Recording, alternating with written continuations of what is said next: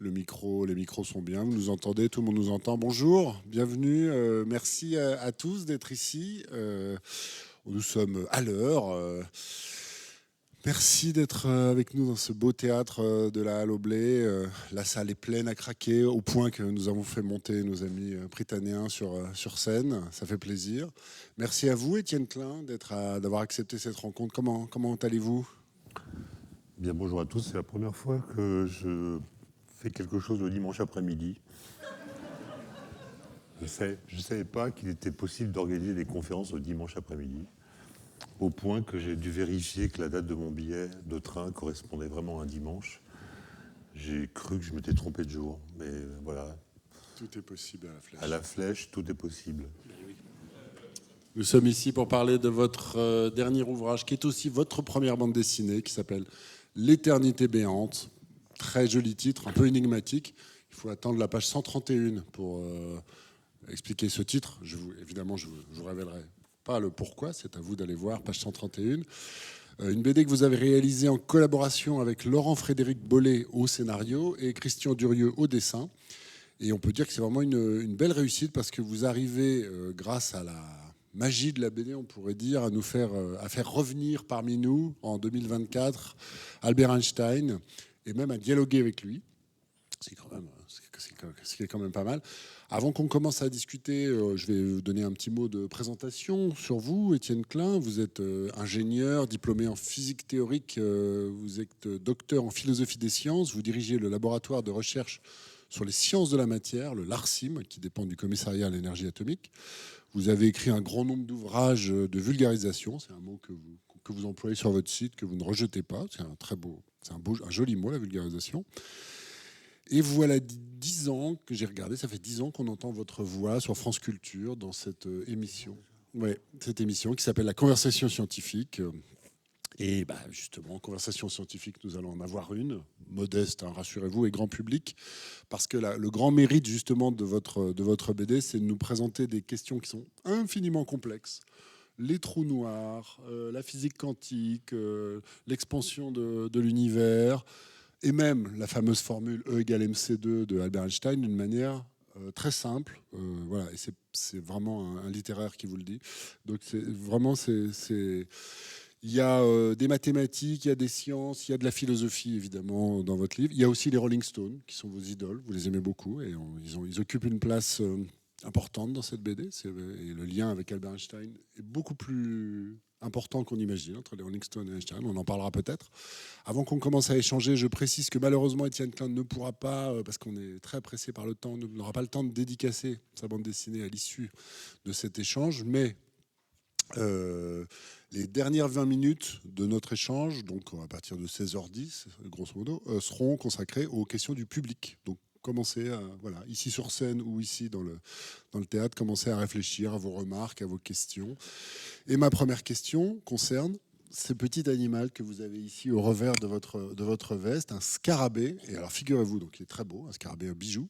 Et que ce scarabée, on apprend dans la bande dessinée qu'il est lié à Albert Einstein, ce scarabée. Oui, alors, quand j'ai commencé à écrire la BD avec Laurent-Frédéric Bollet, qui a été mon co-scénariste, et avec Christian Durieux, j'avais qu'un scarabée, qui est celui qui est représenté dans la bande dessinée. Et depuis quelques semaines, grâce à la bande dessinée, j'en ai une dizaine. Ah oui, c'est vrai, le public vous amène les gens des m'en scarabées. offrent. C'est vrai, mais pas vivant. Notamment celui-ci. Ouais. Puisque si on lit la BD, on sait pourquoi il y a un scarabée. C'est-à-dire Oui, que ça a un rapport avec Einstein, évidemment, puisqu'en 1919, il y a eu dans l'hémisphère sud une éclipse totale du Soleil au mois de mai, et un astronome anglais qui s'appelait Eddington, qui était pacifiste, qui avait refusé de combattre pendant la Première Guerre mondiale, ce qui lui avait valu pas mal d'ennuis, voulait montrer que la science, dans le futur, allait unifier des peuples, y compris des peuples qui venaient de se faire la guerre. Donc lui, qui était anglais, comme Newton, a voulu montrer qu'un physicien allemand, Einstein, avait raison contre un physicien anglais. Et Einstein, lui, il avait, dès 1915, prédit que la lumière, quand elle se propage, doit être déviée, courbée par les masses alentour qui déforment la géométrie de l'espace-temps. Et pendant une éclipse totale du Soleil, on peut voir ce phénomène. Une éclipse, c'est quoi? C'est quand la Lune est placée entre la Terre et le Soleil en plein jour. D'habitude, dans la journée, le Soleil nous aveugle. Donc les étoiles fixes qui sont dans la direction du Soleil, ou d'ailleurs sont pas n'importe où dans le ciel, elles sont invisibles dans la journée. Il y a trop de lumière pour qu'on puisse les voir. Et la nuit, on peut les voir, et notamment repérer leur position. Mais s'il y a une éclipse totale du Soleil, on n'est plus aveuglé par le Soleil grâce à la présence de la Lune, de sorte que les étoiles fixes qui sont dans la direction du Soleil, on les voit. Et on peut regarder si leur position est la même que la nuit. Si la lumière est déviée sur la trajectoire qui sépare ces étoiles fixes de nous-mêmes, la position apparente des étoiles sera différente de celle qu'elles ont quand le Soleil n'est pas sur la trajectoire. Et Newton a montré qu'en effet, il y avait une position différente, ce qui prouvait la courbure de l'espace-temps. Et on ne voit pas bien le rapport avec le scarabée, d'ailleurs. Bah, moi, j'ai lu la BD, donc moi, si, mais le public, non, effectivement. Mais ce phénomène extraordinaire a été annoncé au mois de novembre 1919 à la Royal Society à Londres. Et à partir de ce moment-là, Einstein a fait la une des journaux dans le monde entier. Sauf en France, parce qu'en France, il y avait grève de la presse. Mais partout ailleurs, il était en couverture. Et c'est d'ailleurs, moi, je collectionne les journaux de cette époque, et c'est incroyable. En Inde, en Amérique du Sud, en Europe, évidemment, aux États-Unis, en Afrique, on parle d'Einstein. C'était une superstar. En fait. Superstar, et en fait, c'est l'idée que le futur va être différent du passé. Et c'est plutôt une bonne nouvelle, puisque le passé récent nous a amené à la guerre mondiale. Donc toute idée neuve qui vient laisser penser que le futur pourrait être différent du passé est accueillie avec ferveur. Et à l'époque, Einstein vivait à Berlin. Il s'était séparé de sa femme et de ses 2 enfants qui, eux, vivaient à Zurich. Et son deuxième fils, qui avait 8 ans à l'époque, a écrit à son père pour lui demander pourquoi il était si célèbre. Pourquoi on le voit partout? Et Einstein a répondu une lettre assez courte qu'on trouve au musée Einstein de Berne, dans laquelle il dit « Mon fils, quand un scarabée aveugle marche sur une feuille, il ne peut pas se rendre compte qu'elle est courbée.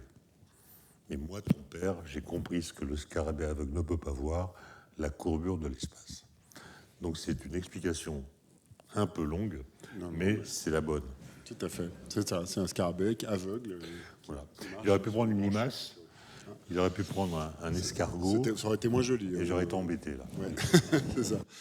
Alors, je rappelle donc le pitch, si vous voulez, de cette bande dessinée, c'est que vous faites un rêve, vous, donc Étienne Klein, vous êtes dans la bande dessinée, vous êtes à Princeton, vous faites un rêve, et Einstein vous apparaît. Et vous vous mettez à dialoguer, vous mettez à discuter et vous lui expliquez surtout ce qui s'est passé depuis sa mort en 1955. Il y a bientôt, l'année prochaine, ça fera 70 ans qu'il est mort. Il s'est passé quand même beaucoup de choses. Et vous dites à un moment, vous lui dites, le monde a besoin de vous. Est-ce que vous trouvez que le monde aujourd'hui, il manque un Einstein en 2024, ce Einstein-là dans le monde? Pour vous répondre, je vais raconter l'histoire de cette BD qui a commencé par un refus, en fait. Parce qu'en 2015 et 2016, j'avais passé mes vacances à aller à vélo dans les villes ou les villages où Einstein a eu des idées importantes.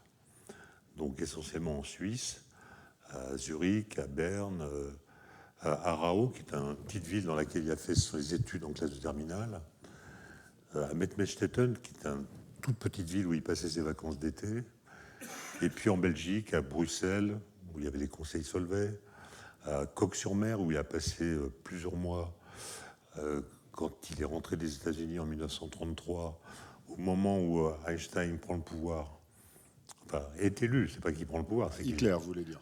Ah oui, Hitler. Ouais. Non mais... Hitler apparaît dans la bande dessinée. Oui. Voilà. Merci d'être là. Ce lapsus est intéressant. Mais non, c'était pour voir si vous suiviez.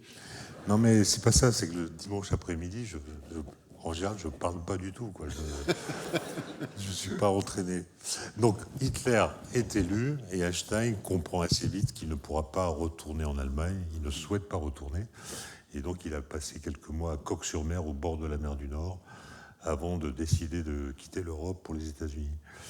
Et j'y suis allé en vélo parce que quand on circule à vélo, on comprend mieux le paysage quand on arrive dans une ville, on comprend mieux l'atmosphère, etc.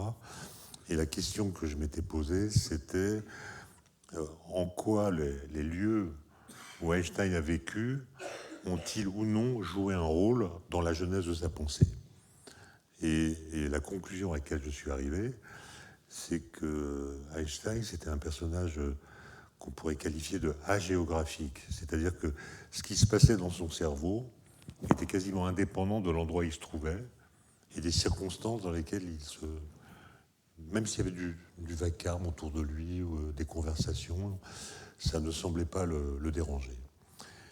Autrement dit, j'ai fait ce voyage pour rien.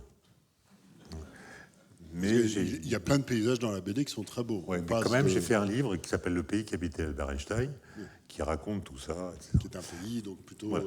Et quelques années plus tard, Futuropolis, qui est un éditeur de bande dessinée, me propose de faire une bande dessinée sur Einstein qui soit une biographie, en fait.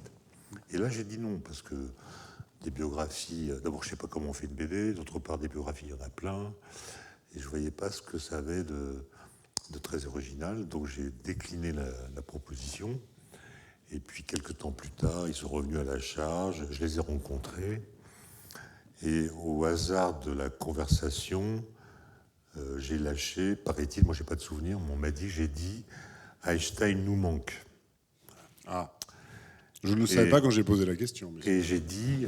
c'est la phrase importante. Et j'ai dit, paraît-il, j'aimerais bien qu'il soit là. Et ces deux phrases, l'une après l'autre, ont fait que l'éditeur s'est dit, il n'y a qu'à imaginer qu'il y revient. Et c'est comme ça qu'on a inventé le stratagème que vous avez brièvement esquissé. C'est-à-dire, en fait, je m'endors, je rêve, et dans mon rêve, Einstein apparaît, et je peux l'amener où je veux dans l'espace, aujourd'hui, pour lui présenter le monde dans lequel nous vivons, grâce à un gros... Vous vous baladez avec un espace-temps, T-A-O-N. Oui, c'est un gros insecte. Un gros insecte. Voilà. Il y a des jeux de mots dans le... Qui nous sert de cheval, voilà. Et grâce auquel on peut aller où on veut dans l'espace, y compris sur la Lune. Voilà. Et on lui présente le monde et on voit ses réactions. Et là, l'idée m'a séduit. D'autant plus que si vous mettez en scène avec Einstein, il y a des gens qui vont vous qualifier de narcissique. C'est ça. Alors que si c'est un rêve, comme on peut rêver ce qu'on veut... Vous êtes très très respectueux d'Einstein. Vous ne faites pas la leçon dans la BD. Einstein, c'est mon... C'est quand même... je suis admiratif.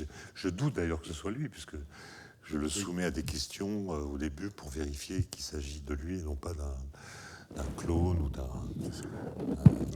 imposteur. On découvre un Einstein d'ailleurs qui peut-être est assez éloigné en fait des stéréotypes qu'on peut un peu avoir sur lui. Il y a notamment ce moment où vous expliquez, où il explique, mais c'est vous qui l'expliquez, qu'en fait son corps a un très grand rôle dans sa pensée. C'est-à-dire qu'effectivement on a tendance à penser que c'est un pur esprit comme ça, perdu dans ses abstractions, ses équations.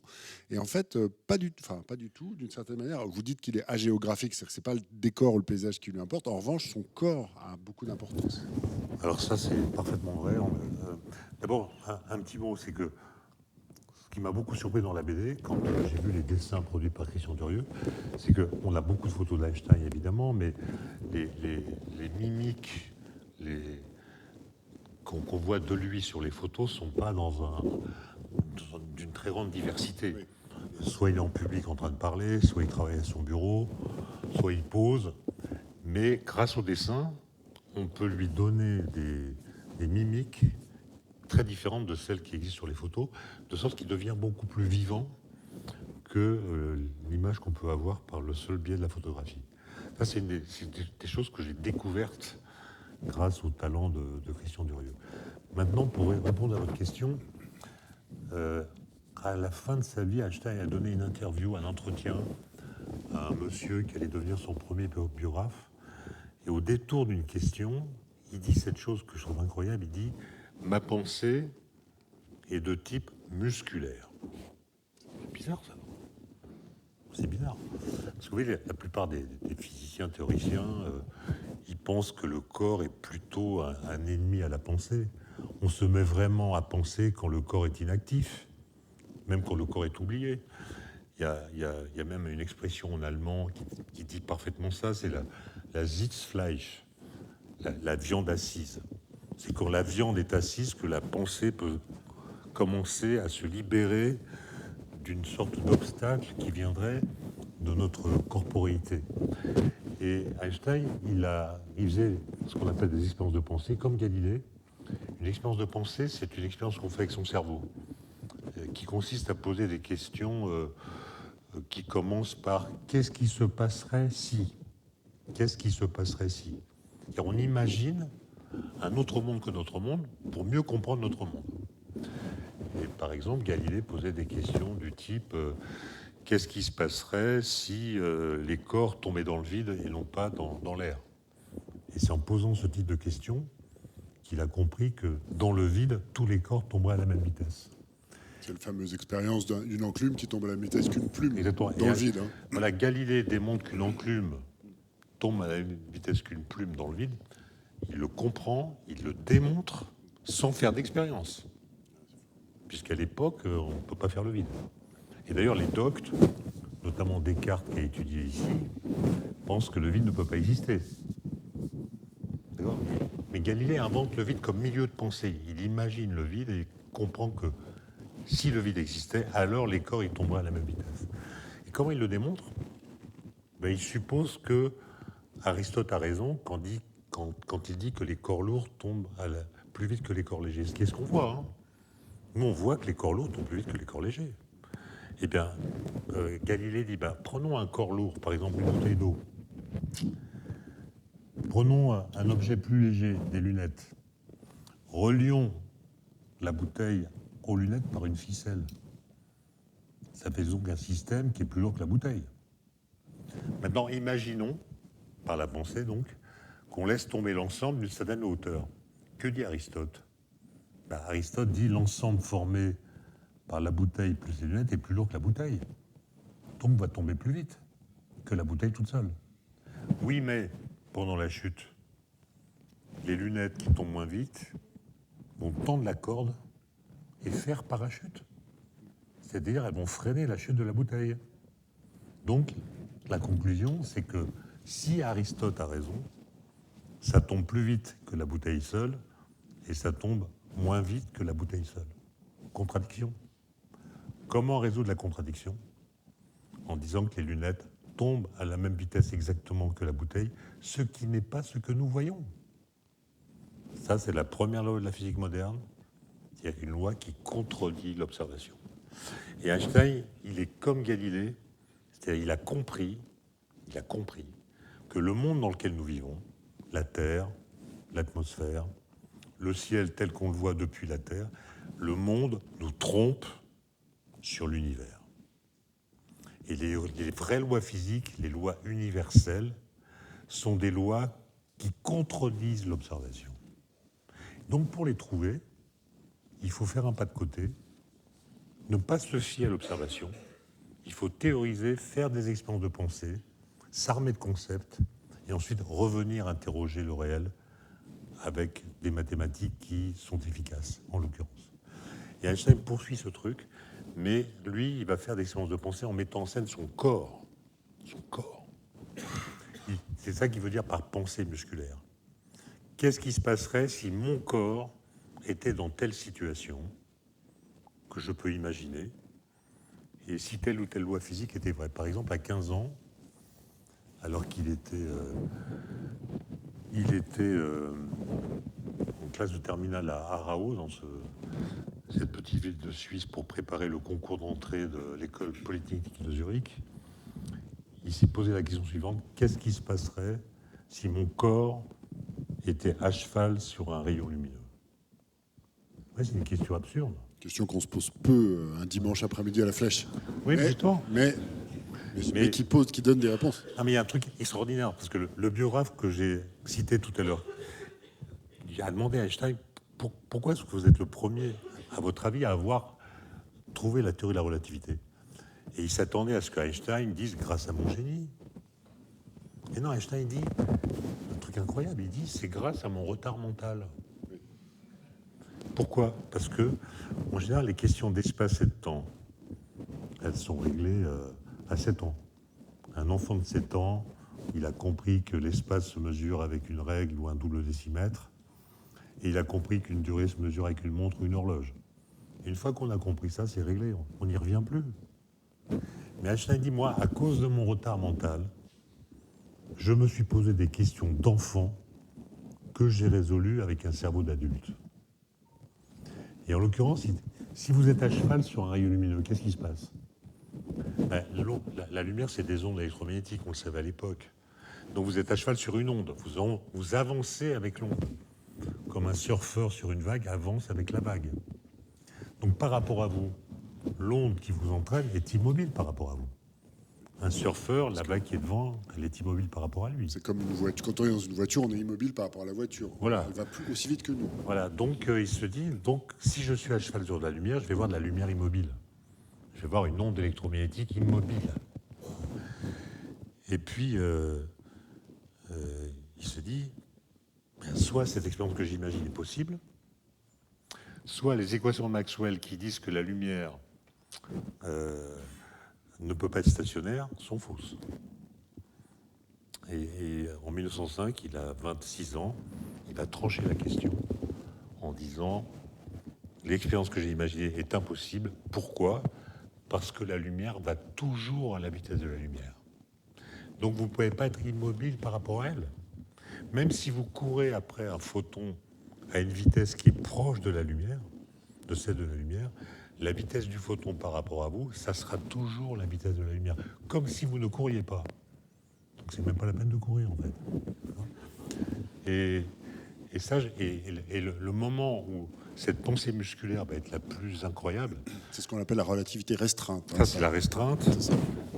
Que la lumière a une vitesse qui ne dépend pas du référentiel.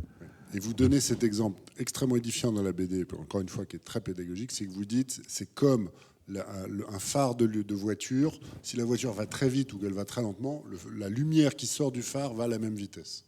Toujours. Non seulement la vitesse qui sort du phare va aller à la même vitesse, mais la vitesse que vous mesurez. Parce que si vous avez une voiture qui vient vers vous, phare allumé, commençons par la mettre immobile. Donc la vitesse de la lumière des phares que vous allez mesurer, c'est la vitesse de la lumière. Si la voiture avance vers vous à la moitié de la vitesse de la lumière, quelle sera la vitesse de la lumière que vous allez mesurer? D'habitude, les vitesses s'ajoutent. Quand vous marchez sur un tapis roulant, la vitesse par rapport au sol immobile, c'est la vitesse du tapis roulant plus votre vitesse sur le tapis roulant. Donc si la voiture avance vers vous à la moitié de la vitesse de la lumière, la vitesse que vous allez mesurer, c'est 1,5 fois la vitesse de la lumière. Ben non, Einstein dit, ça sera la vitesse de la lumière. Toujours la même. Et si elle recule à la moitié de la vitesse de la lumière, ça sera encore la vitesse de la lumière. Et ça, c'est quand même un résultat très, très contre-intuitif. Et en 1907, donc 2 ans après la relativité restreinte, il a, dit-il, en revenant de déjeuner, il s'assied sur son tabouret et il a l'idée la plus heureuse de sa vie. Il comprend, dit-il, là je le cite exactement, que si son corps tombait en chute libre, il ne sentirait pas qu'il a un poids. Cela me fit une grande impression, dit-il, et cela me mena 8 ans plus tard vers une nouvelle théorie de la gravitation, qu'on appelle la relativité générale. Et en fait, ce qu'il a compris là, en mettant en scène son corps, encore une fois, c'est un truc que n'importe qui aurait pu comprendre depuis Galilée, mais que personne n'avait identifié. Imaginez que votre corps tombe en chute libre. En chute libre, ça veut dire dans le vide. Ça veut dire que la seule force qui s'applique à votre corps, c'est votre poids. Votre poids et rien d'autre. Maintenant, vous prenez la bouteille de tout à l'heure.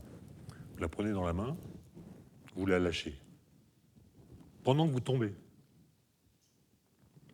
la bouteille n'a pas la même masse que vous, mais dans le vide, tous les objets tombent à la même vitesse. Donc, par rapport à vous, elle sera immobile, puisqu'elle tombe comme vous. Donc, vous allez la voir flotter dans l'espace, en lévitation, d'accord ? Et vous aurez donc l'impression que la gravité a disparu. Mais ça, c'est dingue. c'est la gravité qui vous fait tomber. Donc le fait de subir la gravitation vous fait croire qu'il n'y a pas de gravitation. En fait, ce que comprend Einstein, c'est que l'impesanteur, ce n'est pas l'absence de pesanteur, c'est l'absence de ressenti de la pesanteur. En fait, notre corps, en général, il subit toujours une autre force que son poids. Par exemple, nous, on est assis, vous aussi. Il y a une réaction de la chaise à votre corps qui vous fait sentir que vous avez un poids. Et même si vous tombez en gravissant une montagne, vous dévissez, comme on dit, vous allez tomber dans l'air, et non pas dans le vide, et vous allez sentir une résistance de l'air. Pas suffisante pour vous rassurer, Non. mais quand même. C'est sûr. Quand même. Tomber dans le vide, il y a très peu de gens qui l'ont fait. En généralité, et Einstein, ça va le mener à une refondation complète de ce qu'est la gravitation. C'est plus une force, mais une déformation de l'espace-temps.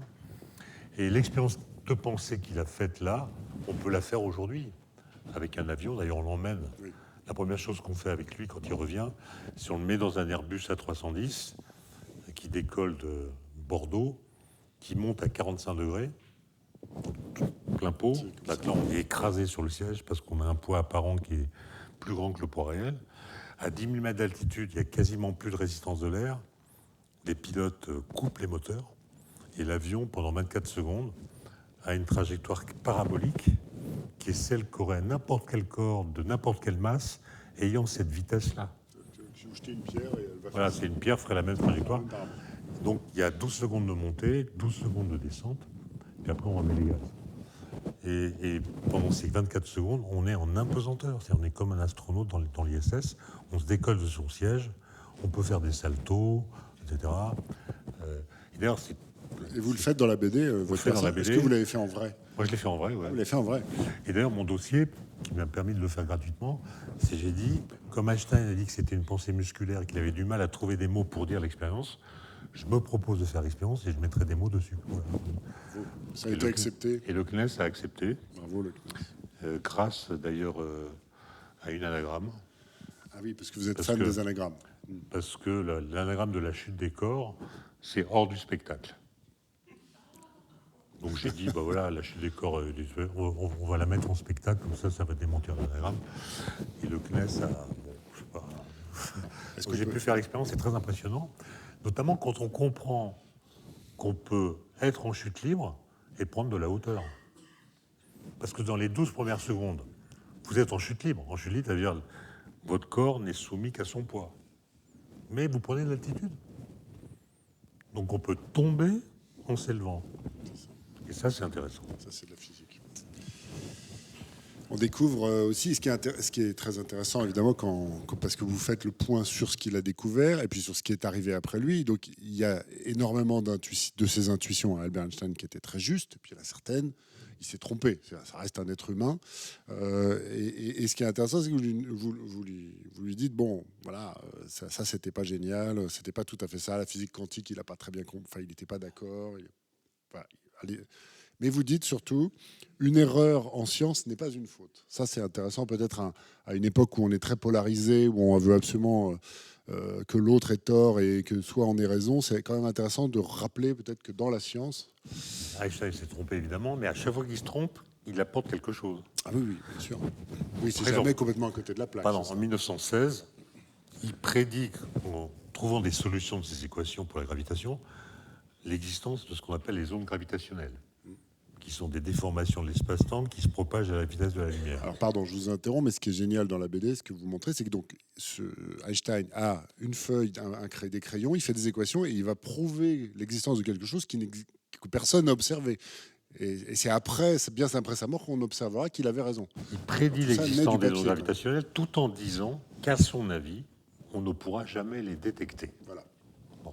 Là, il s'est trompé, puisqu'on les a détectés en 2016. C'est quand même un siècle après. Mais surtout, c'est ça qui est fabuleux, c'est que parmi les solutions de ces équations, il y a les trous noirs. Or, Einstein ne croyait pas aux trous noirs.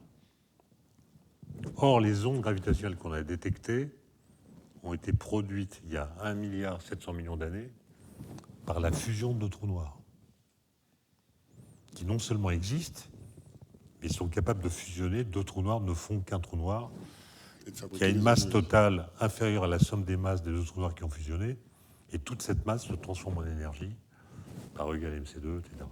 Et donc, on apprend dans la BD à Einstein qu'on a détecté des ondes gravitationnelles, ce qui pensait impossible, et que celles qu'on a détectées démontrent l'existence des trous noirs, et là, il est pas loin de la syncope, quoi. Ben oui, parce que Par contre, sur la physique quantique... Physique quantique, dites. Voilà.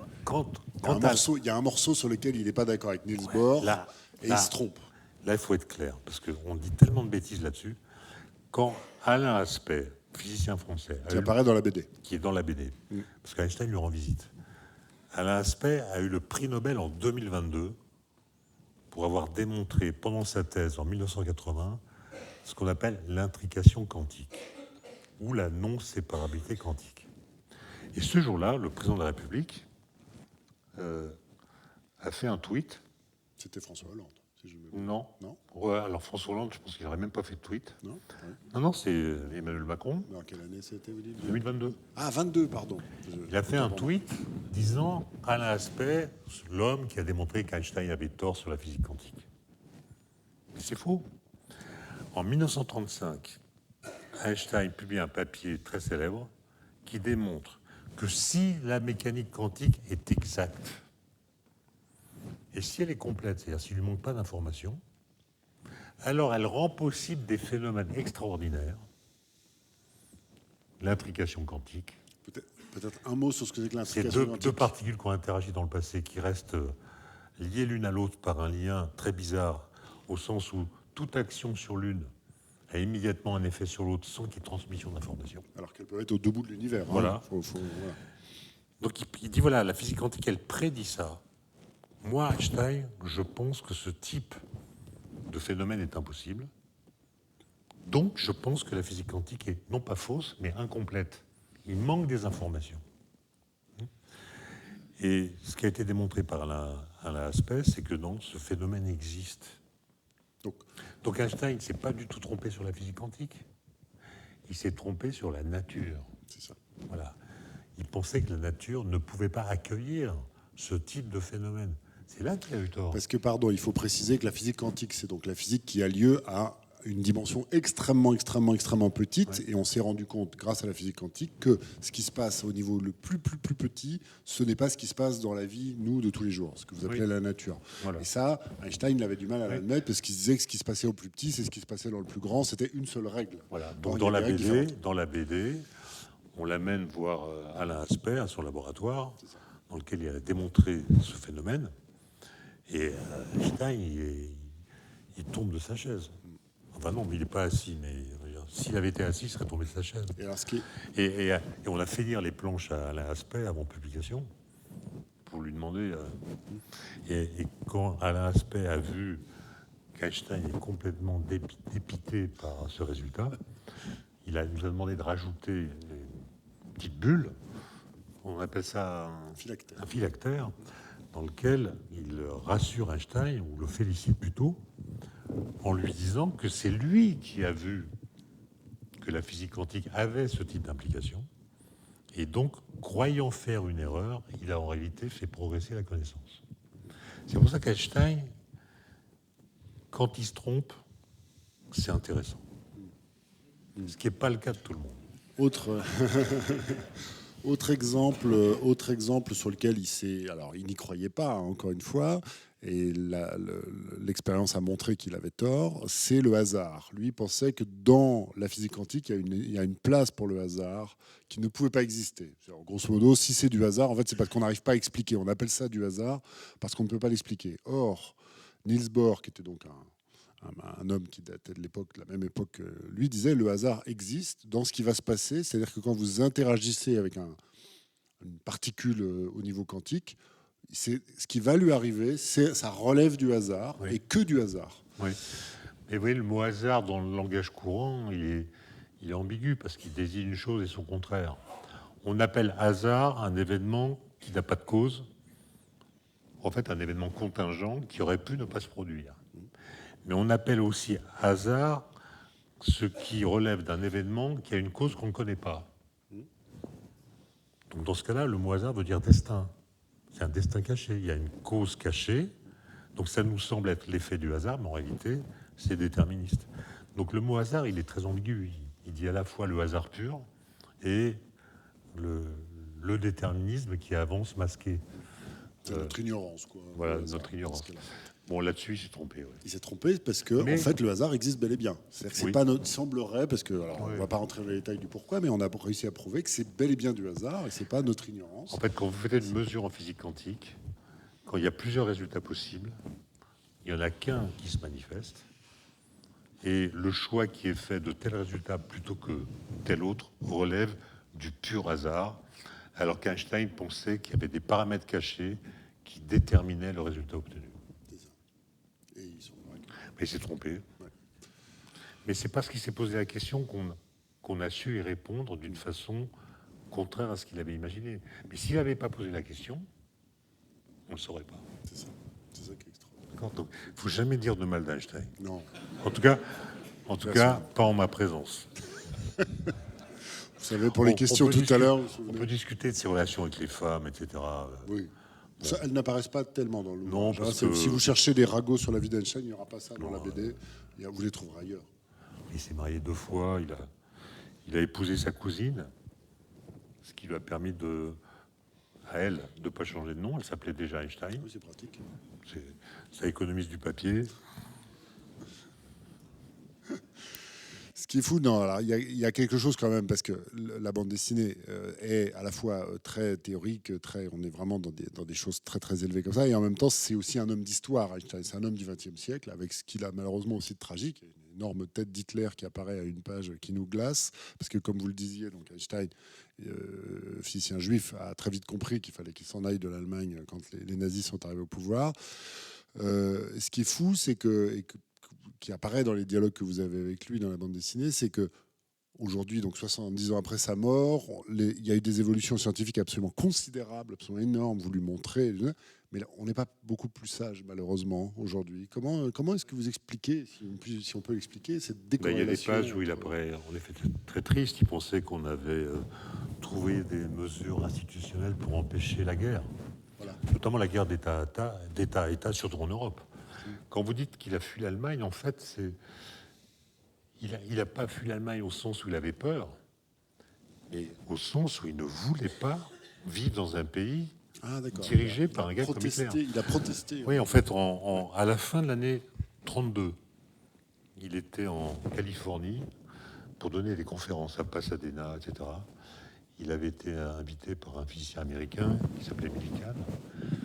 Et il est revenu en Europe, donc le bateau a accosté à Anvers, puis ensuite il prenait un train pour aller à Munich, à Zurich, à Berlin, pardon. Sauf que là, en arrivant au mois de janvier 1933, il apprend que Hitler a été élu. Et il fait un truc incroyable, il se rend immédiatement à Bruxelles, au consulat allemand, pour rendre son passeport. Ah oui, oui. Ah, c'est une protestation, en fait, d'accord. J'ai plus rien à voir avec l'Allemagne. Il écrit une lettre à l'Académie des sciences de Prusse qu'il avait élue en 1917 en disant « je démissionne », etc. Et il n'y met plus jamais les pieds. Et c'est là qu'il va passer les quelques mois dont j'ai parlé à Coq-sur-Mer, dans un village au bord de la mer du Nord, en se demandant où est-ce que je vais, quoi. Et d'ailleurs, on ne le sait pas, mais il a reçu la visite à l'époque, au mois de mai 1933, du ministre français de l'Éducation nationale, qui est venu le voir en voiture et qui lui a proposé d'être prof au Collège de France. C'est vrai. Ouais. Et Einstein a accepté. Et il a été élu professeur au Collège de France au Journal officiel. Ah, d'accord. Et puis, quelques temps plus tard, il y a un article très violent contre lui qui est apparu dans le Figaro, qui avait été racheté par un monsieur dont j'ai oublié le nom, qui a écrit un article contre Einstein en disant « Qu'est-ce qu'il vient faire là? On ne va pas accueillir tous les juifs. La théorie de la relativité est incompréhensible. » Et Einstein s'est dit « Je ne vais pas aller là, quoi. » C'est pour ça qu'il a décidé du Figaro de partir. Qu'il est parti aux États-Unis. Oui, il est parti aux États-Unis. Petite cause. Mais avant, avant, il a donné une conférence à Londres, après avoir rencontré Churchill à 2 reprises durant cette période.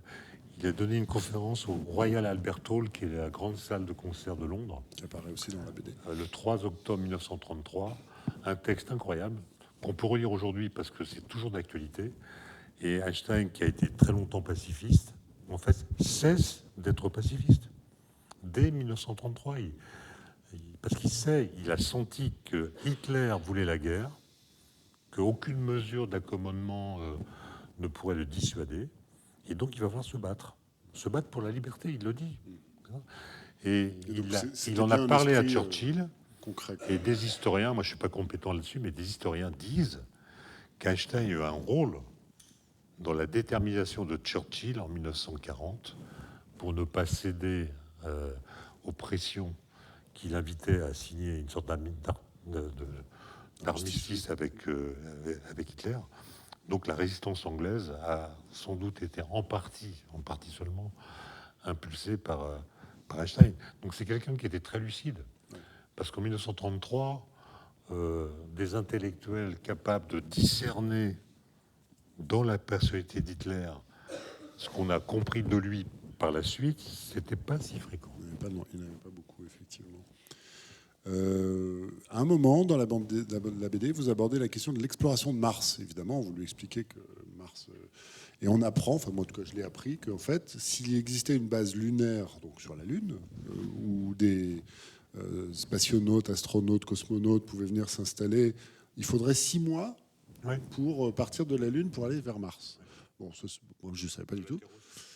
Oui, enfin voilà, en tout, il faut 1 an, ce qui paraît pas beaucoup. Alors, c'est pas encore fait, c'est pas réalisable, mais ma question, c'est, parce que c'est une question de fond, en fait, sur évidemment, est-ce que vous, à titre personnel, vous êtes favorable, par exemple, à ce que l'homme aille explorer Mars? Ou vous considérez que c'est peut-être pas le plus utile qu'on puisse faire? Voilà, c'est toute la question de la science. Est-ce qu'on apprendrait par la présence humaine sur Mars des choses qu'on ne pourrait pas apprendre par la présence de robots sur Mars?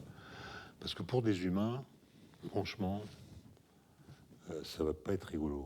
C'est moins bien que la flèche. C'est 6 mois de voyage. Quand vous arrivez, je parle des premiers, il n'y a personne pour vous attendre. Non. Donc vous allez devoir vivre avec ceux qui étaient dans la capsule avec vous. Pendant le voyage, vous prenez pas mal de rayonnements cosmiques. Probabilité de déclencher un cancer rapidement est quasiment garantie. Vous allez avoir au moins une éruption solaire, pendant laquelle vous allez devoir vous confiner à l'intérieur même du vaisseau dans un caisson blindé avec les autres pendant 1 semaine. Et puis, arrivé là-bas, il faudra attendre 1 an et demi pour le voyage de retour. Pourquoi 1 an et demi? Parce que c'est une histoire de trajectoire de planète, si on veut que le voyage de retour ne soit pas trop long. Et moi, je pense que nous sommes des êtres, c'est ce que disait Husserl, nous sommes des êtres géocentrés. C'est-à-dire qu'on est terrien avant d'être humain. De sorte que si on n'est pas sur Terre, on va cesser d'être humain comme on est humain sur Terre. Par exemple, sur Mars, la gravité, elle est moindre que sur Terre. Donc déjà, musculairement, ça va avoir des effets, même sur la vision. Donc je pense que ces gens, quand ils vont revenir, seront complètement hallucinés, quoi. Mais pour vous, c'est quelque chose qui va se faire. Enfin, après, vous en parlez comme si c'était quelque chose... Disons qu'on a négocié avec mon co-auteur. Moi, je pense pas que je verrai ça de mon vivant. Ouais. Et en fait, j'y crois pas. Moi, est-ce que c'est très intéressant, surtout au-delà de l'aspect difficile? Est-ce que cet argent-là, qui est dépensé dans cette exploration-là, pourrait pas être dépensé? C'est une vraie question. J'ai pas de réponse sous-jacente, si je vous pose la question. Il ne pourrait pas être dépensé peut-être dans des choses plus urgentes ou plus qu'on connaît moins? Ça, c'est justement un débat. Moi, je pense que la conquête de l'espace, c'est un peu comme la physique des particules. C'est des thématiques qui ont été extrêmement puissantes dans notre imaginaire au XXe siècle, qui le sont moins au XXIe. Par exemple, vous savez, au CERN, on a construit une grosse machine qui s'appelle le LHC, un collisionneur de 27 km dans un tunnel, grâce auquel on a découvert en 2012, après des années de recherche, une particule qui s'appelle le boson de Higgs. Une découverte fabuleuse, d'ailleurs. On n'en parle pas à Einstein parce que Non. ça aurait été trop long, Bah oui. mais ça leur est complètement scotché de comprendre que la masse des particules élémentaires ne vient pas d'elle-même, c'est pas une propriété qu'elles ont en propre, mais vient de l'interaction qu'elles ont avec le vide qui n'est pas vide. Einstein il aurait été scotché de ça. Mais la suite de l'histoire. Donc ça, c'est l'argent dépensé pour... Voilà. La suite de l'histoire, c'est d'utiliser le LHC, cet anneau de 27 km, comme injecteur de protons dans un anneau qu'on pourrait construire de 92 km de circonférence, sous terre donc, qui passerait sous le lac de Genève et sous le Jura. Parce que tout ça se passe en Suisse. Voilà. Et c'est pas péjoratif. Que ça se passe en Suisse? Oui. Non, pas du tout. C'est ce que vous dites, c'est le CERN est à Genève. Non, c'est mais pour je ça veux que dire, c'est pas de l'argent sale, quoi. Ah non, non, c'est pas ça que je veux dire. Non, non, non. Non, je précise les lieux pour les gens qui ne savent pas où est le CERN. Ouais. C'est à Genève, oui. Et on voit que ça suscite non seulement très peu d'enthousiasme de la part du public, Ouais. mais des critiques même très très vives, au sens où c'est pas la priorité du moment. Qu'est-ce qu'on va apprendre? Et en effet, si le boson de Higgs ne nous intéresse pas culturellement, pourquoi la suite de l'histoire nous intéresserait? Je veux dire, si les connaissances scientifiques n'ont pas de valeur à nos yeux, au point que le jour où cette annonce a été faite, le journal de 20 heures n'y a consacré que 2 minutes. 2 minutes. Pour aussitôt laisser la place à l'époque à l'affaire Strauss-Kahn.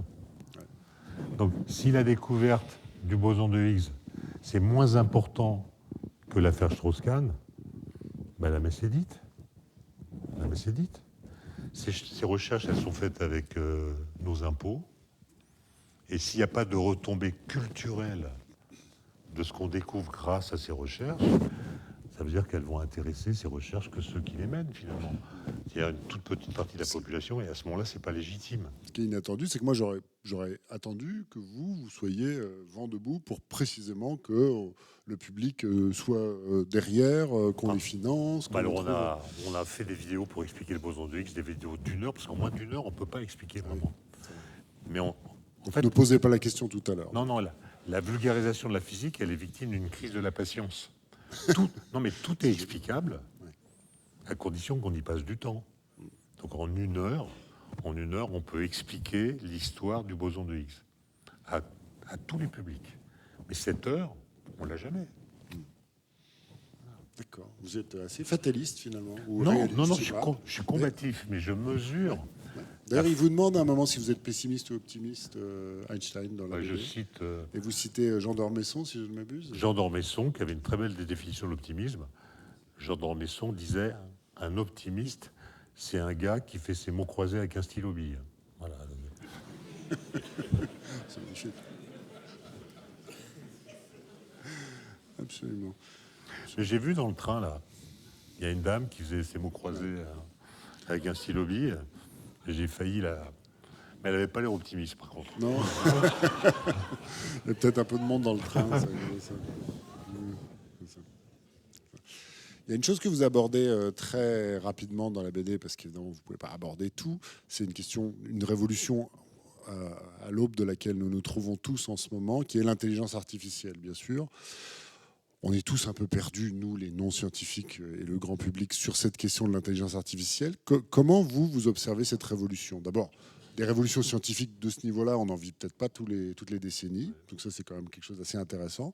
Est-ce que vous trouvez justement, précisément, que là, le public, autant le boson de Higgs peut-être nous laisse un peu froid, autant là, on a l'impression que l'intelligence artificielle, ça intéresse les gens, ça les touche. Qu'est-ce que vous en pensez? J'ai déjà eu un choc cette semaine, mardi, là. Mardi, on a annoncé les lauréats du prix Nobel de physique. Et moi, comme tout le monde, je m'attendais à ce que le prix Nobel de physique récompense des physiciens. Bah non.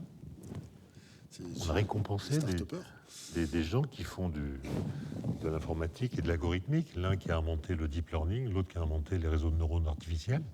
Rien à voir avec la physique. Donc le message, c'est quoi? C'est que bientôt, la physique sera faite par des algorithmes. Alors moi, pour répondre à votre question précisément, pendant des années, je ne me suis pas intéressé à l'intelligence artificielle parce que je savais que le mot intelligence dans intelligence artificielle, c'est le mot anglais.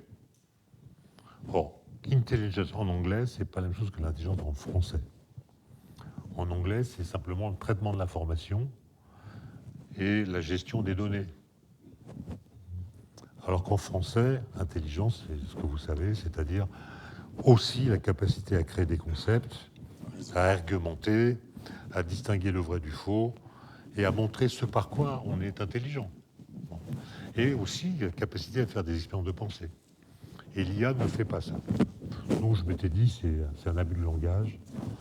Mais la vérité, c'est que l'IA aujourd'hui mime l'intelligence au sens français du terme. Elle n'est pas intelligente. ChatGPT, par exemple, ne comprend pas un mot de ce qu'il écrit. Mais quand vous dialoguez avec lui, vous avez l'impression qu'il est intelligent. C'est ça que je veux dire. Et ça, évidemment, c'est une révolution incroyable. Et je ne sais pas s'il faut être optimiste ou pessimiste, mais vous voyez bien que ça change beaucoup de choses. Ça change la façon d'apprendre, de dialoguer, d'être avec les autres, d'écrire, de travailler. Et je ne sais pas ce que ça va donner exactement. Je suis assez inquiet, en fait. Oui, vous êtes plutôt partie des gens... D'autant plus que je lis le bouquin d'Harari en ce moment, là, Nexus, oui. où il y a toute une partie qui est consacrée à l'IA. Et lui, il est très franchement pessimiste, puisqu'il pense que l'IA va fragiliser les démocraties. Que, en fait, l'IA se met au service de ce que Umberto Eco appelait une puissance du faux. Ce qui est faux est beaucoup plus pandémique que ce qui est vrai. À cause de nous. Hein. C'est les fameuses fake news. Voilà, les fake news, sont plus intéressantes que les vérités. Autrement dit, les idées qui nous font plaisir, ou dont on aime qu'elles soient vraies, sont davantage partagées, surtout si elles sont fausses. Et ça, comment est-ce qu'une société peut tenir si la vérité n'a plus de valeur? Je ne dis pas qu'il faut qu'on soit d'accord sur la vérité, mais comment on considère que ça a de la valeur?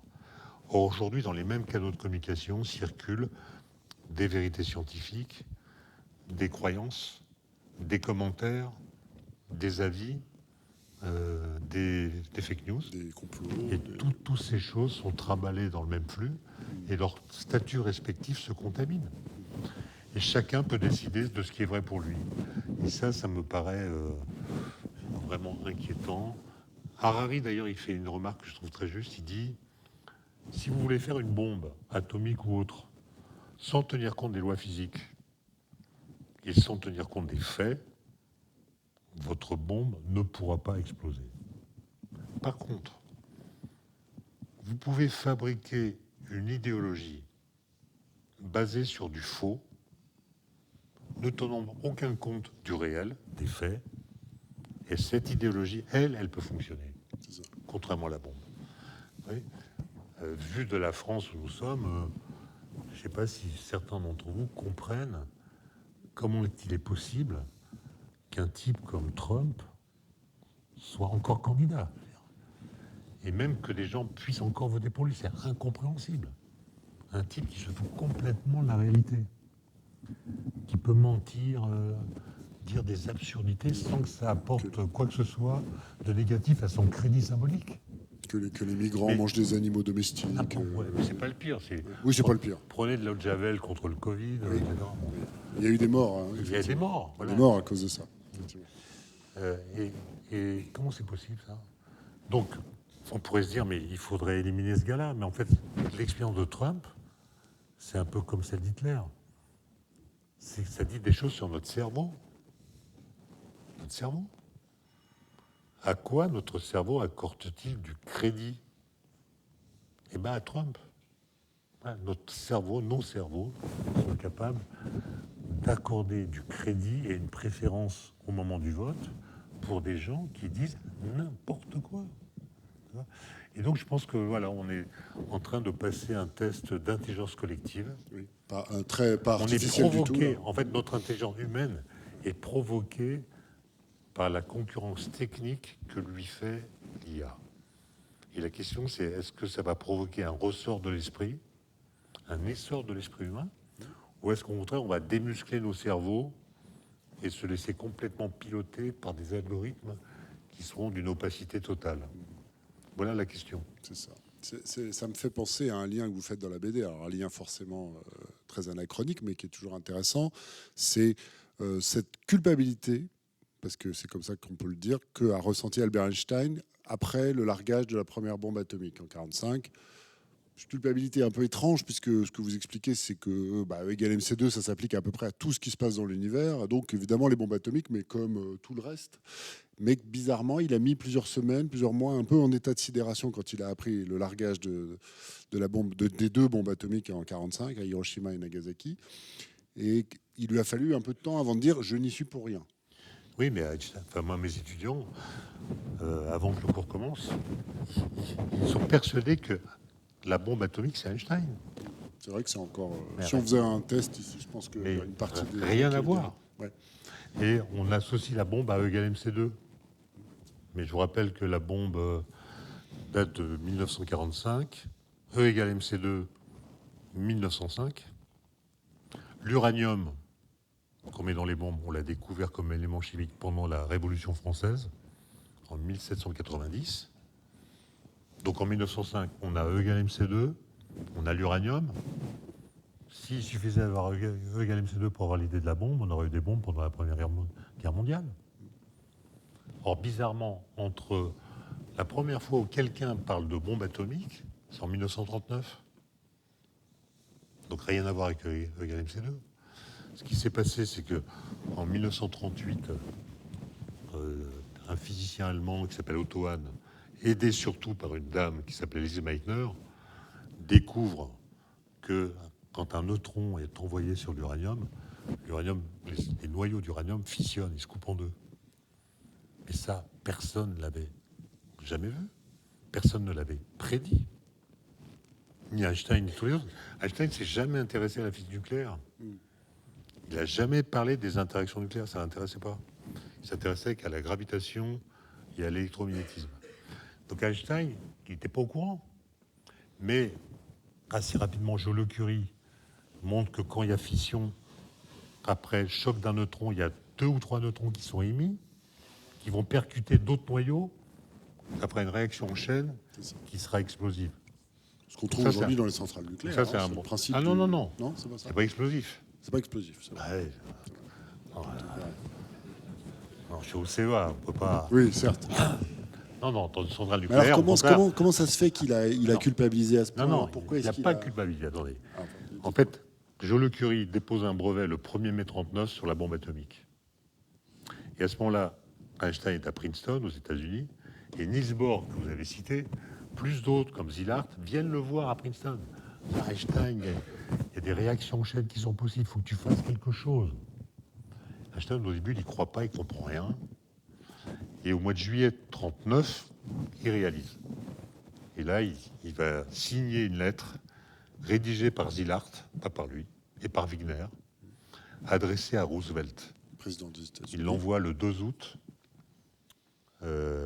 pour lui dire, voilà, les Allemands ont de l'uranium, ils ont des bons physiciens, ils pourraient faire des bombes atomiques. Voilà ce que dit Einstein à Roosevelt.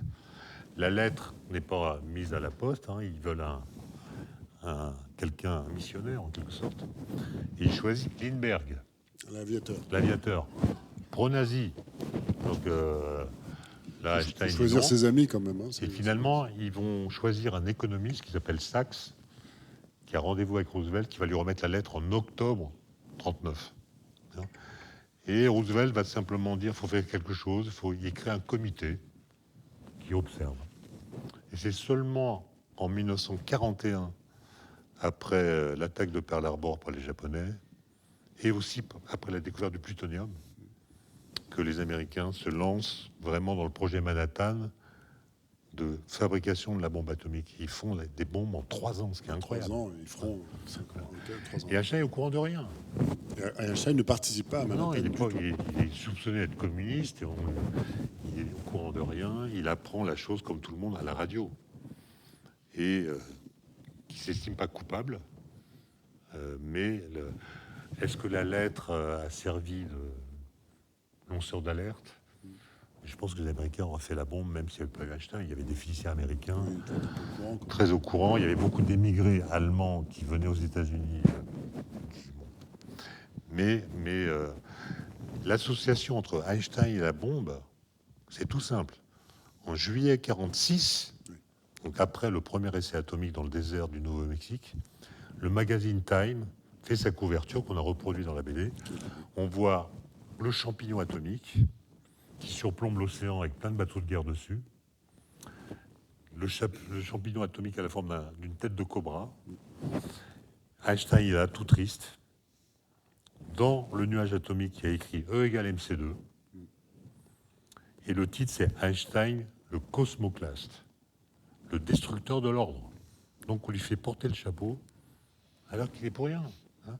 Si, je le dis pour les élèves de classe prépa, laisse tomber cette bouteille, ok, elle va s'accélérer, elle va avoir en plus de son énergie de masse, de l'énergie cinétique, et ben la formule E égale MC2 indique que l'inertie de la bouteille va être augmentée par sa vitesse. Donc E égale MC2, c'est une formule universelle. Et les gens pensent qu'elle ne marche que dans les moules. C'est faux. En fait, une bombe, c'est comme ça transforme de la masse en énergie. Et les chiffres sont impressionnants. À votre avis, quelle est la quantité de masse en grammes, en kilos, en tonnes, qui a été transformée en énergie lors de l'explosion d'Hiroshima? Quelle quantité de matière a été transformée en énergie dans Hiroshima? La réponse, c'est 1 gramme. Ah oui. Un seul gramme. Un seul gramme transformé en énergie, ça fait Hiroshima. D'ailleurs, il y a un petit calcul que vous pouvez faire. À chaque fois qu'on prend un bon repas, on mange 1 kilo de matière. Donc ça fait chaque jour 2,5 kilos d'aliments, de boissons, etc. Ben, ça veut dire que l'énergie qu'on emmagasine ainsi, c'est 2500 fois l'énergie d'Hiroshima. C'est-à-dire en fait beaucoup plus que ce que votre métabolisme va réclamer pendant votre vie entière. Donc la formule d'Einstein, elle pose une question que je vous laisse méditer, c'est pourquoi on mange autant. Absolument. Est-ce que, et ça sera ma dernière question avant qu'on fasse passer le micro, est-ce que vous disiez voilà, qu'il y a ce risque que le faux, que la tentation du faux, que la séduction du faux nous happe? Est-ce qu'il n'y aurait pas une campagne à mener en France, disons, en Europe, pour revaloriser les sciences aux yeux des jeunes, notamment? Est-ce que les maths, parce que c'est vrai que les maths, encore beaucoup de gens, et notamment de filles, malheureusement, disent c'est pas pour moi, j'y comprends rien, c'est trop compliqué. Mais Comment c'est possible? On peut pas changer le cerveau des gens. C'est-à-dire, si les gens ont envie de croire des choses fausses, l'argumentation n'y peut rien. Si en face il y a des maths, si en face il y a des sciences. Les maths, il y a des mathématiciens qui croient des choses fausses. C'est vrai. Voilà, donc moi j'habite à Paris dans le quartier d'Enfer-Rochereau. Pendant le Covid, il y avait des manifestants qui allaient rejoindre M. Philippot, là, Oui. l'extrême droite, Oui, contre le vaccin.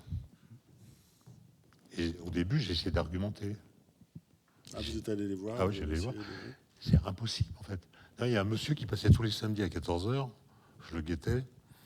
Il avait une pancarte sur laquelle il y avait écrit « Tout est faux ». Je suis allé le voir, monsieur, tout est faux, mais si tout est faux, votre panneau est faux. Donc faites quelque chose.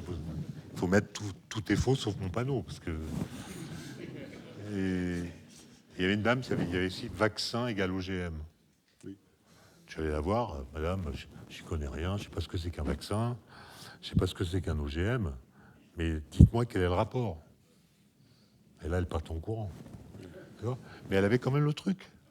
Donc on est capable de dire des phrases qu'on ne comprend pas. Et moi, j'ai eu un trauma. Dire avec beaucoup de véhémence. J'ai eu un trauma pendant le Covid qui m'a fait percevoir la gravité de la situation.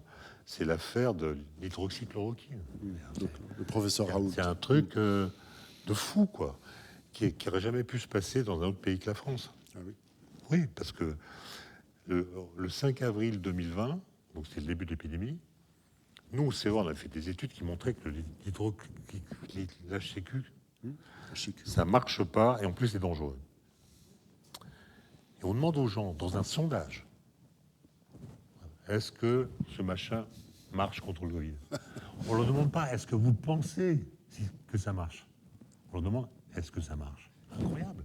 Comme c'est une histoire d'opinion. Et à l'époque, on savait déjà que 98% des malades guérissaient sans traitement. C'est un chiffre important parce que je vous laisse faire le calcul du nombre de malades qu'il faut avoir à disposition pour montrer qu'un médicament peut faire passer le taux de guérison de 98% à 99%. Oui, c'est ça. Il faut des centaines de milliers qu'on n'avait pas. Donc, à la question posée, au moment où elle a été posée, aucun être humain n'était capable de connaître la bonne réponse. Réponse du sondage, oui, 59%, non, 20%. Je ne sais pas, qui est la seule réponse possible, 21%. Donc d'où vient notre promptitude à faire semblant de savoir? Ça, c'était pour moi un traumatisme. Et que ce gars-là ait pu, pendant des mois, faire autorité alors qu'il mentait, qu'il truquait ses données. Il continue d'avoir ses fans, hein, en plus. Oui. Aujourd'hui encore, sur Internet, qui plus... pense qu'il a été muselé. Maintenant, il est interdit d'exercer la médecine, mais les gens pensent que c'est un complot. C'est ça. D'accord.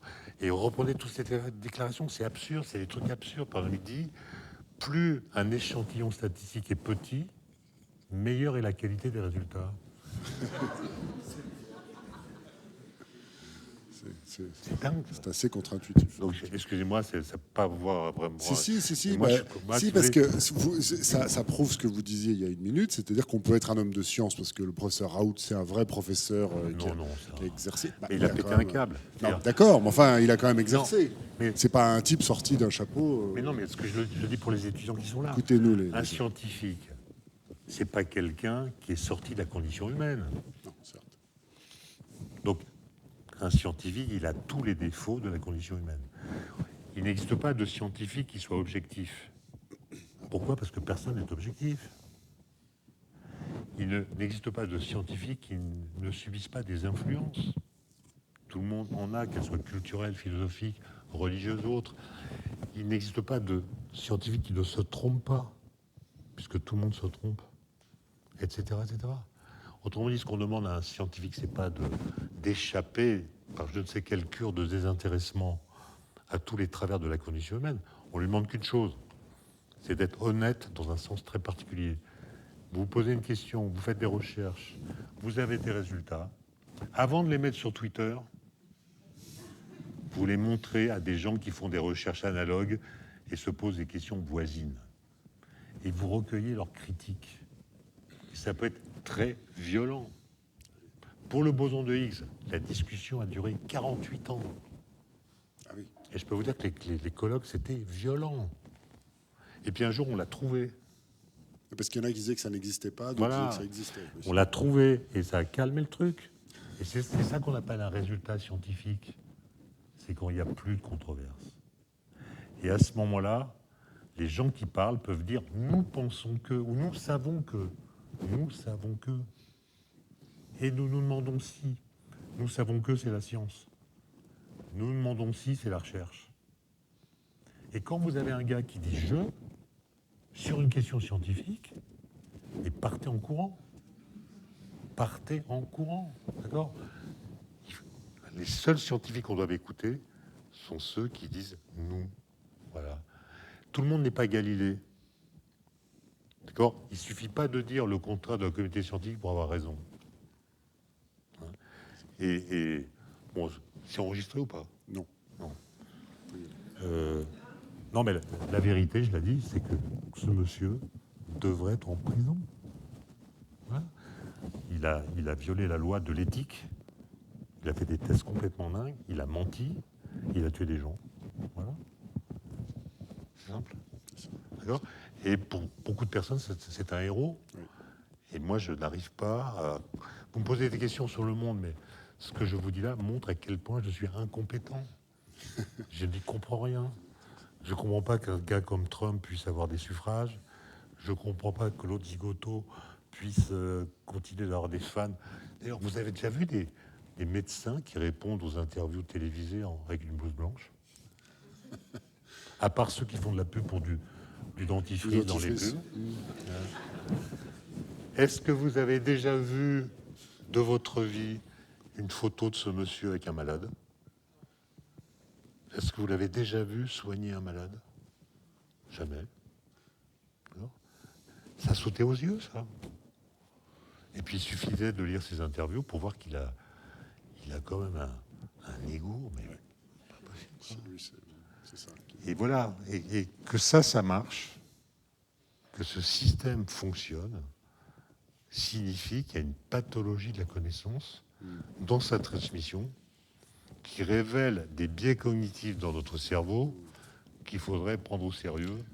Il existe, je crois, une science sur l'ignorance qui s'appelle l'agnotologie, c'est ça? Oui. C'est une science qui existe depuis, vraiment une étude qui existe depuis peut-être une dizaine ou une vingtaine d'années sur comment on crée du doute scientifique ou comment on crée de l'ignorance scientifique. Et moi, je comprends qu'on doute des questions qui sont l'objet de recherche, puisqu'on fait de la recherche parce qu'on doute. Le doute, c'est important. En fait, c'est un doute particulier. On fait de la recherche parce qu'on sait qu'on ne sait pas. Par exemple, je dis nous, les physiciens, on ne sait pas si le neutrino est identique à son antiparticule. On n'en sait rien. Donc on fait des recherches. Alors quand je dis qu'on n'en sait rien, c'est que les physiciens ne le savent pas, mais ils pensent que les non-physiciens ne le savent pas non plus. D'accord? Ah oui. Ce qui n'est pas faux. On peut faire un sondage. Non, parce qu'il y a des gens qui pensent. Il y a des gens qui pourraient nous expliquer ce qu'il faut penser. Voilà. Sans doute. Non, on n'en sait rien, on fait des recherches. Donc le doute, il est consubstantiel à la recherche.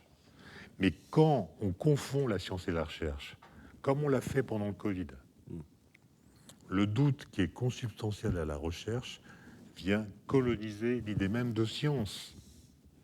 Et on dit la science, c'est le doute. Ah bon? Alors, pourquoi on enseigne? Pourquoi vous enseignez? Pourquoi l'atome, il existe ou pas? La Terre est ronde ou plutôt plate? Est-ce que les espèces vivantes évoluent? Il y a des questions qui sont réglées. Elles sont réglées. Alors, vous pouvez contester la façon dont on les a réglées, mais à condition d'avoir des arguments scientifiques, pas avec votre ressenti, vos préjugés, vos croyances. Quand un étudiant me dit la formule E égale MC2, là, j'y crois pas, parce que je la sens pas. C'est authentique, c'est vrai, ça. Ça, c'est vrai. C'est pas un... Ce narcissisme contemporain. Ouais. Ce narcissisme contemporain qui fait que chacun d'entre nous, avec sa subjectivité, pense qu'il a suffisamment de lucidité pour juger de la pertinence d'un résultat, c'est quand même une maladie de la modernité. Quand même. Le fait que les gens aient répondu à la question du sondage que j'ai cité, en disant oui, non, comme si, alors qu'ils n'en savent rien. Il y a 20% qui ont à peu près quand même... C'est quand même dingue, ça. Bon, bref. C'est l'heure des questions et des remarques et des observations et du public. Est-ce que vous avez des choses à demander? Monsieur. Ah, monsieur.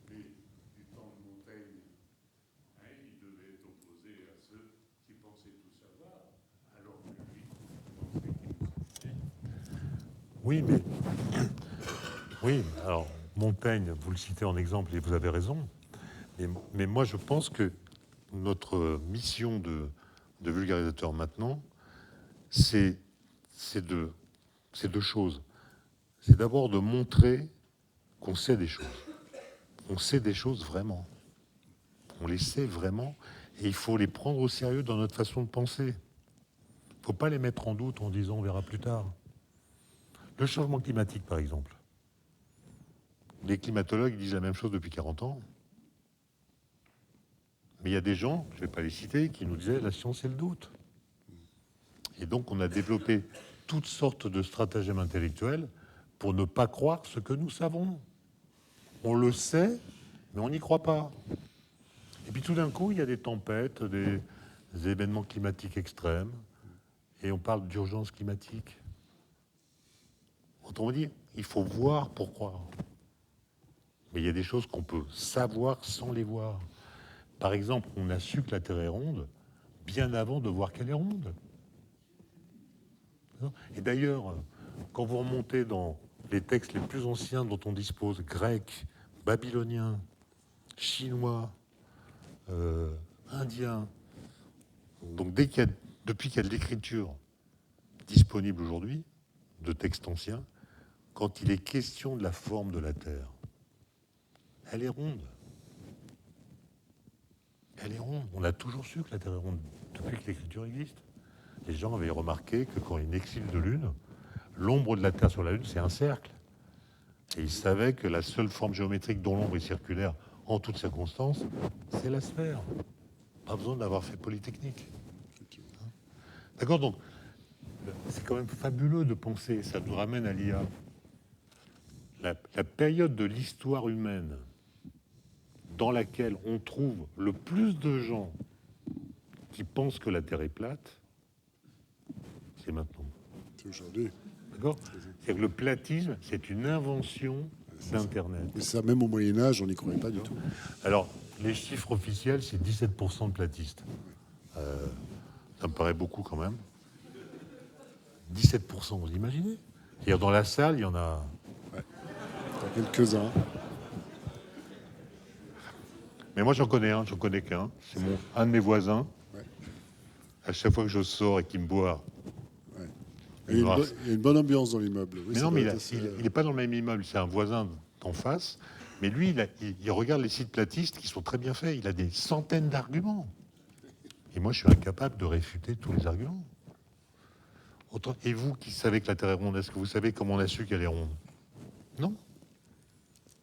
Donc, ceux qui savent qu'elle est ronde sont mal armés devant quelqu'un qui pense qu'elle est plate et qui a des arguments. Faux, mais nombreux. Et ce gars-là, il me saute dessus.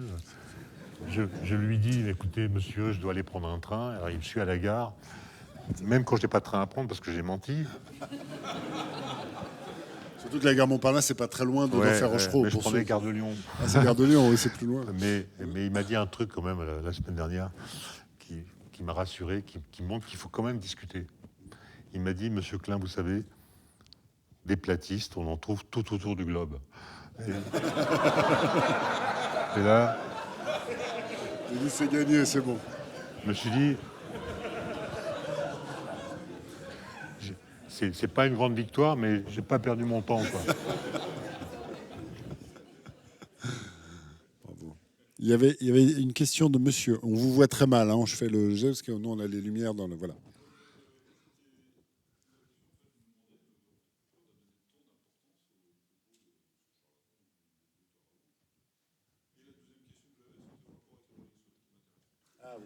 On n'a pas parlé des Rolling Stones, c'est vrai. Alors peut-être on va parler des Rolling Stones. Enfin... La première question, c'est pourquoi ne des temps d'indépendance? Mais c'est la question que je pose à tout le monde. Moi, je ne comprends pas. Bah, si vous dites c'est la séduction du faux. Mais non, mais c'est peut-être que quand on a peur et que quelqu'un dit j'ai une solution, oh ben on y va, quoi. On est soulagé. Mais un gars qui dit le Covid va moins tuer que les accidents de trottinette, ben, au bout d'une semaine, on voit que c'est faux. Donc on attend de lui qu'il dise bah, excusez-moi, je me suis trompé. Mais non, il n'a jamais dit qu'il s'était trompé. Enfin, c'est une forme de folie, si vous voulez. Ben, moi, je vous ai expliqué que je ne comprenais pas, et vous me demandez et vous me demandez comment on peut expliquer. Et je ne sais pas. Maintenant, les Rolling Stones, Einstein, c'est des liens très forts.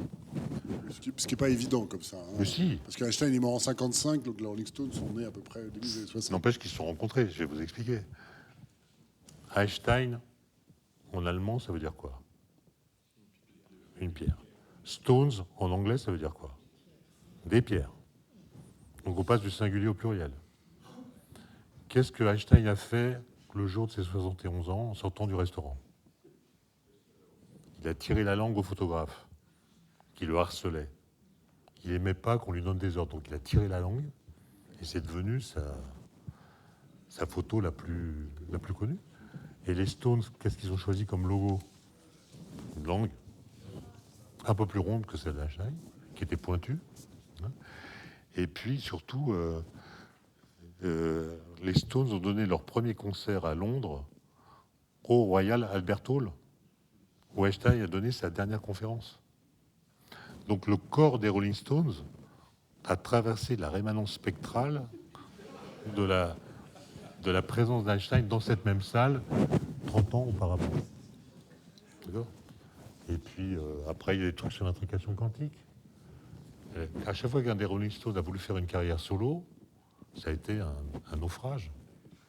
C'est-à-dire que le groupe est plus que la somme de ses parties. Ça, c'est l'intrication quantique. Etc., etc. Il y a une petite liste d'une dizaine de morceaux des Rolling Stones à la fin de l'album, Oui. d'ailleurs, que je vous conseille. Et vous voyez bien que Einstein n'a rien à voir avec les Beatles. C'est évident. C'est évident. Ouais, oui, c'est vrai. Ah, un point pour madame, bravo. Un point, mais c'est du détournement. Mais c'est pas...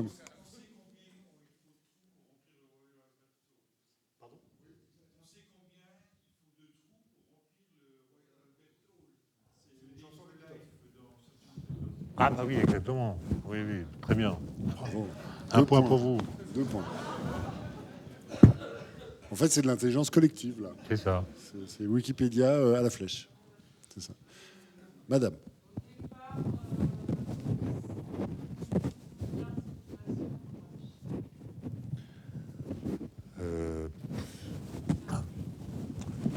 J'ai essayé de réfléchir à quand est-ce qu'on m'a parlé d'Einstein pour la première fois.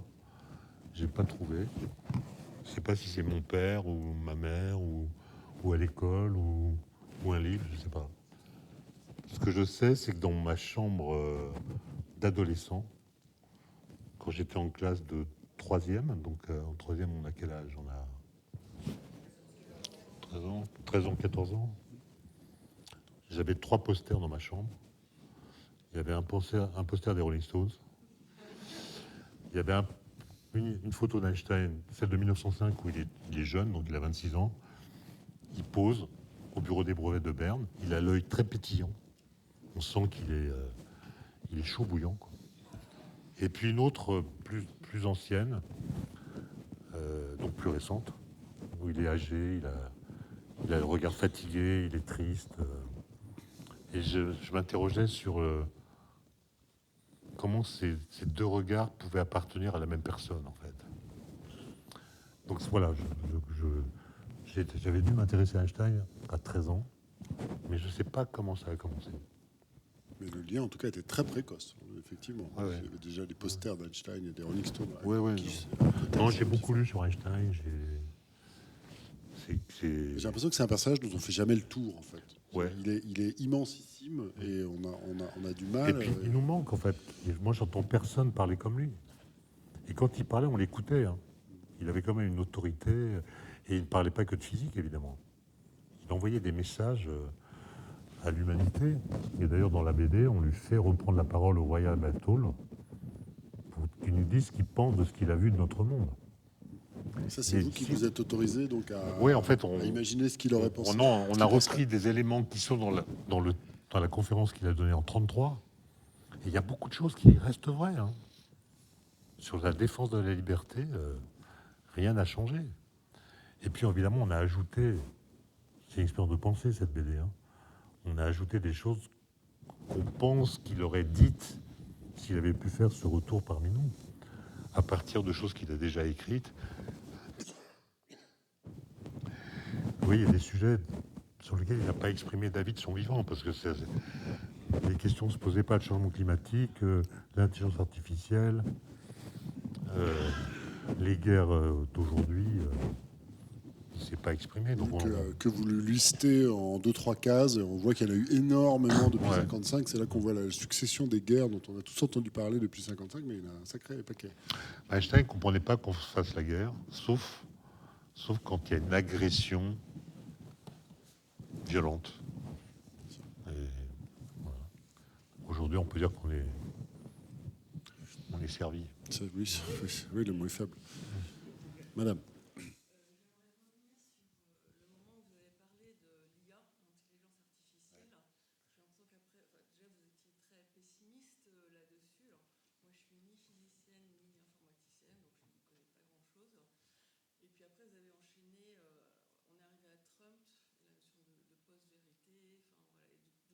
le lien un peu étonnant.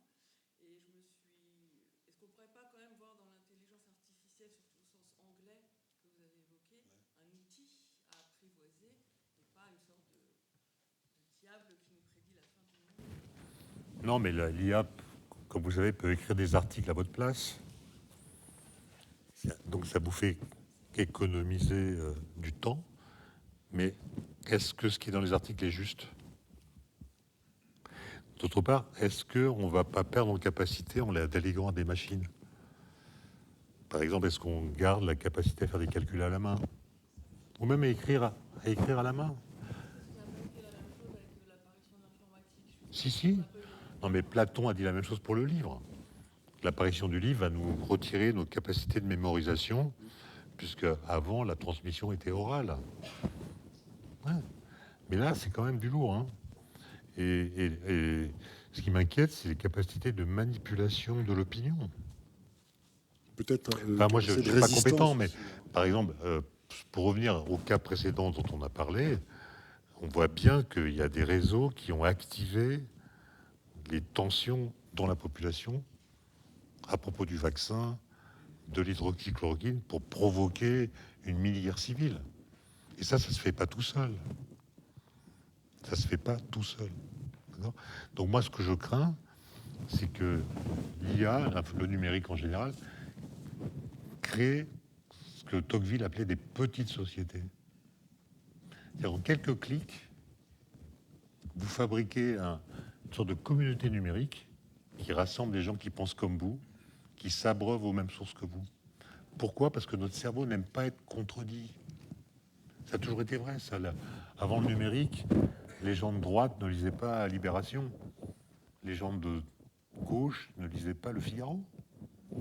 Parce que quand vous lisez le journal, vous voulez que la façon dont les événements vous sont rapportés soit homomorphe à votre propre façon de lire le monde. Là, je ne parle pas du journal, hein, je parle de l'actualité. Et si la lecture de votre journal vous choque en permanence, bah vous changez de journal. Et ben là, c'est la même chose, mais en pire, puisque les algorithmes ont très rapidement repéré vos tropismes intellectuels, vos habitudes de consommateur, vos sensibilités politiques, et vous abreuvent d'arguments, de vidéos, d'articles qui vont dans le sens de ce que vous pensez. C'est ce qu'on appelle les biais de confirmation. Et donc, vous allez de plus en plus penser ce que vous pensez, ce qui est le contraire de la pensée. La vraie pensée, elle est critique. Elle accepte la critique et réagit à la critique, et c'est ça qui la transforme. Mais s'il n'y a que les biais de confirmation, et l'exemple qu'on a cité, c'est ça, les gens sont dans des bulles. Déjà, les publicités que nous recevons, on est amené à un journal, Oui. et qui viennent de partout, Oui. mais abordent toujours dans le même sens, Oui. dans l'idée qu'on est amené à tel jour. Oui. Ah bah oui, si vous êtes abonné à Minute, vous n'aurez pas les mêmes publicités que si vous êtes abonné à La Croix. Et les algorithmes, ils savent que vous êtes abonné. Monsieur. Pour aller un peu dans le sens de madame par rapport à l'IA, plutôt des champs d'application, parce que dans les diagnostics médicaux, l'IA a énormément d'avantages, puisqu'il s'agit de traitement de données. Oui. Et qu'on a constaté jusqu'à présent que dans certains cas, l'IA diagnostique. Ah bah l'IA, c'est une efficacité remarquable. L'IA peut voir sur des radios des prémices de tumeurs que les radiologues ne voient pas. D'accord? Et puis, il y a toutes sortes de tests qui ont été passés. Et dans le diagnostic médical, l'IA fait mieux que, dans certaines disciplines, mieux que les médecins. Il faut quand même un médecin à la fin.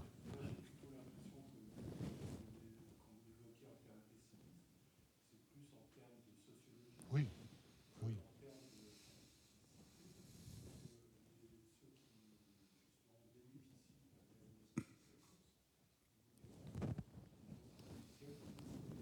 Oui, mais c'est un petit peu ce que vous disiez tout à l'heure sur la bombe. Quoi. Attendez, le MIT vient de publier un article disant que certains algorithmes, avec les diagnostics qui vont bien, sont capables de prédire qu'une femme aura un cancer du sein dans les 5 ans. Qu'est-ce que vous faites de cette information? Elle s'est dépistée, mais il n'y a pas de... Qu'est-ce qu'on lui dit? Vous allez tomber malade dans 5 ans? mais non, mais si on peut le prédire, c'est que c'est déterministe. Non, mais ça va poser des questions éthiques comme ça qui sont intéressantes. Non, mais là, mon point, si vous voulez, pour répondre brièvement, c'est qu'il y a des gens qui disent bientôt on n'aura plus besoin de théorie physique, l'IA va faire le boulot. On aura plus d'informations sur l'univers par les données qu'on recueille et que des algorithmes pourraient traiter que par les théories physiques. Et là, je ne suis pas d'accord du tout. Parce que les théories physiques, comme on l'a dit, permettent de prédire des éléments de réalité, trous noirs, ondes gravitationnelles, qu'on finit par détecter parce qu'elles sont prédites par les théories. Maintenant, faisons une expérience de pensée. Imaginons qu'on fasse tomber dans l'atmosphère tous des milliards de corps différents, de masses différentes, de densités différentes, de formes différentes, dans toutes les conditions météo possibles, avec du vent, pas de vent, de la pluie, et on enregistre les vitesses, les positions, les trajectoires de tous ces corps. C'est les données. On donne ça à manger à un algorithme. Et ensuite, on lui demande, algorithme, quelle serait la trajectoire de tel corps, de telle masse, que je laisserais tomber de telle hauteur, dans telles conditions météorologiques. Évidemment, l'algorithme va vous dire exactement comment le corps va tomber, à quelle vitesse, sa trajectoire, etc.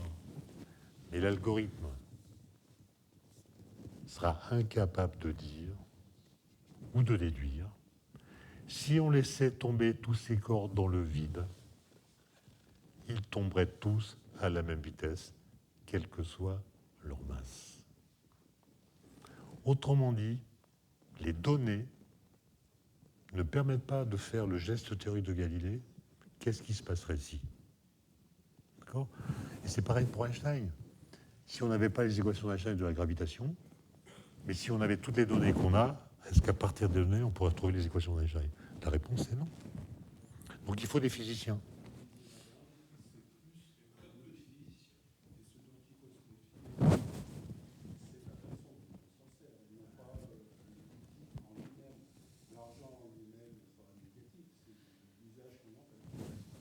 Je suis d'accord avec vous, mais en même temps, l'IA, même si vous n'en avez pas l'usage personnellement, ou même si votre usage est bon, ça n'empêche pas qu'elle domine l'organisation de la société de plus en plus fortement.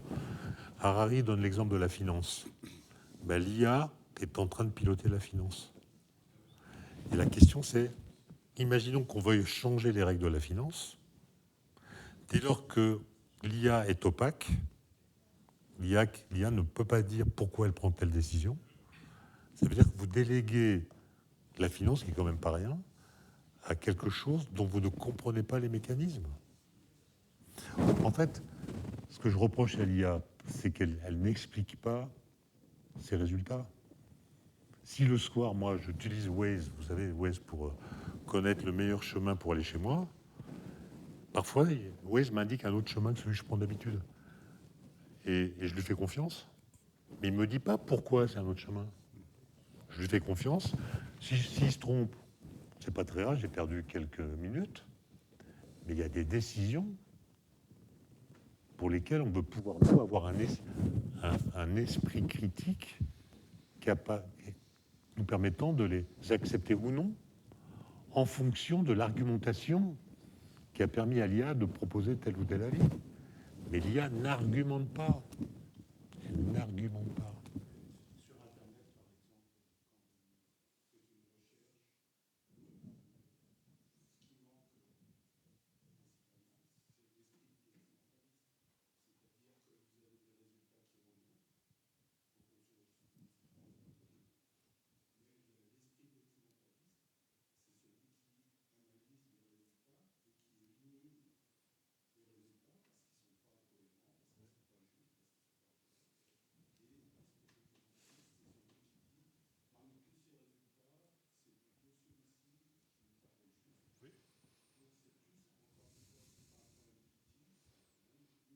D'usage.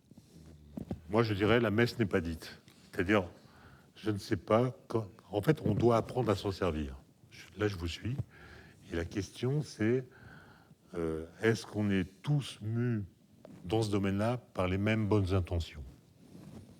C'est sur cette question que nous allons arrêter cet entretien. Je suis désolé. Merci beaucoup. Merci, Étienne. Merci.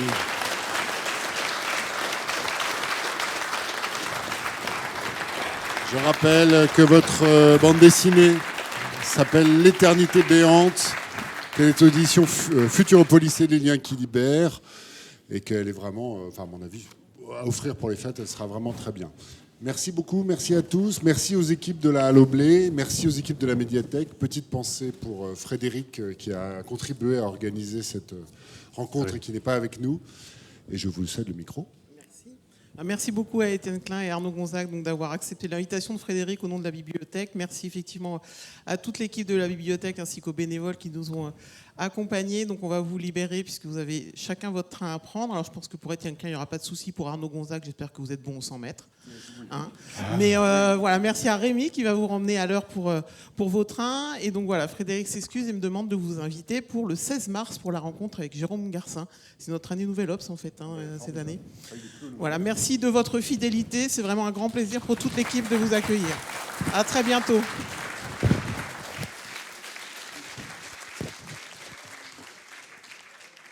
Ah oui, et donc l'équipe de la bibliothèque vous attend pour une collation dans les salons.